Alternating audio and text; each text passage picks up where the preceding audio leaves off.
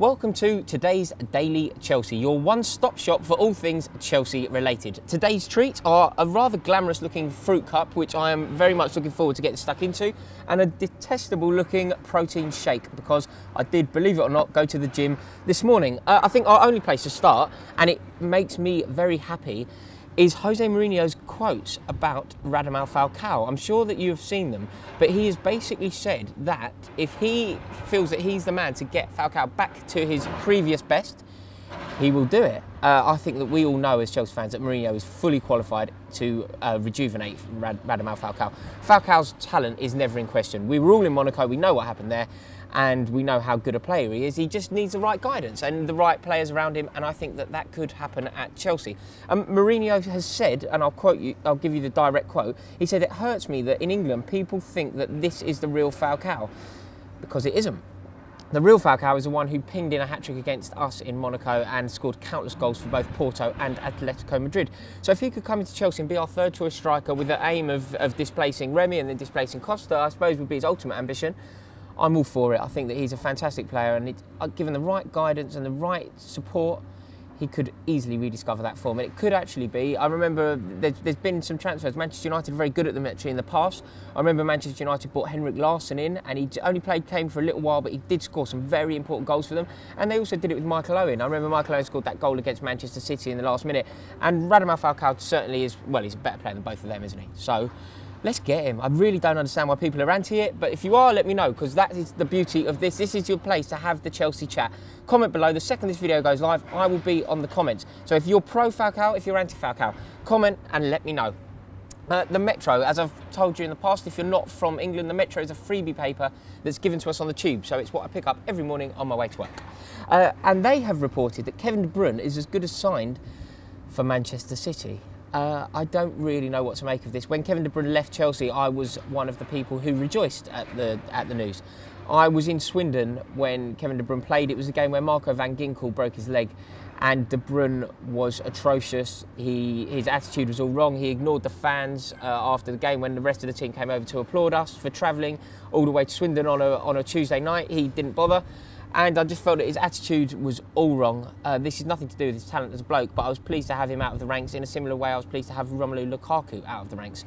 However, it's now looking like he's going to come back to play for Manchester City, who are in need of rejuvenation because they didn't have the best of seasons last year. But if they get it right, they will obviously be serious challengers for the Premier League. And if Kevin De Bruyne is the player to galvanise them and to inject some what they need, it will be a shame, because he obviously could have been doing it for Chelsea. What I need to know here is your thoughts. In my opinion, he was never a Chelsea player. He wasn't right. He didn't have the right fit for the club. But I'm often wrong. I know how wrong I can be. Tell me what you think. I want to hear your thoughts on this one. So please comment below. Were we wrong to let him go, or should we have persevered and seen if he could rediscover the form that initially urged us to buy him? We've done it in the past, haven't we? There's been countless examples.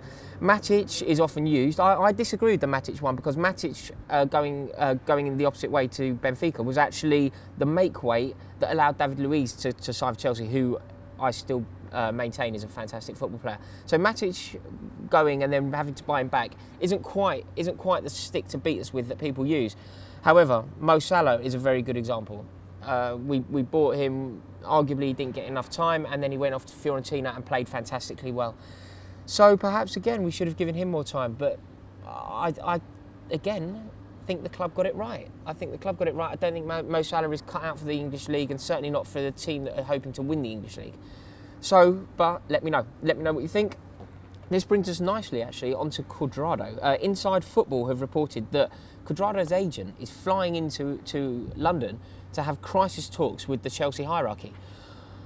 He wants Juan Cuadrado to be playing first-team football. Apparently, when he signed for us, he was assured first-team football, which is obviously now a real issue, because he has never looked like getting in our first team. He's never looked like half the player of Willian. He's never going to displace Eden Hazard on the other wing. So I just don't think that there's a place for him. But Mourinho has said, just give him time, and perhaps he could play himself into the first 11. The way that Mourinho is going to play it is Mourinho is going to fly out to the Copa America and watch a couple of Colombia games and see how Cuadrado gets on. If Cuadrado plays well, that will bode well for his future at Chelsea next season. If he performs in a way to which we have become accustomed to seeing him, I think it could be curtains. And there's a whole heap of clubs. Roma, Fiorentina are back in for him. Even Atletico Madrid are showing an interest. So it'll be very interesting to see how this one pans out. But I've got a feeling that Cuadrado's career could be coming to an end. Is it premature? Comment below, let me know, and I look forward to having that discussion with you. The Independent has reported quite amusing news. Jose Mourinho has been banned from driving for 6 months and fined £750. £750 is obviously a fortune to me and you. Probably not the major issue for Jose, but he can't drive for 6 months. So he will be looking for a show. Perhaps Cuadrado could help Mourinho out and drive him around for 6 months if there isn't a place for him in the first team. But I think it's quite funny that he was doing 60 miles an hour in a 50 zone on the A3 in Isha, trying to bomb it out of Isha as quickly as possible. I understand your reasoning, Jose.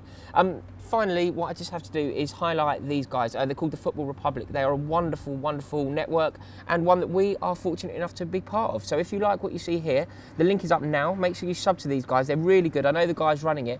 The two fellas are absolutely brilliant. They're football mad and they really understand football and YouTube and everything. So I think that it's going to be a very exciting time. So make sure that you subscribe. The link is up now.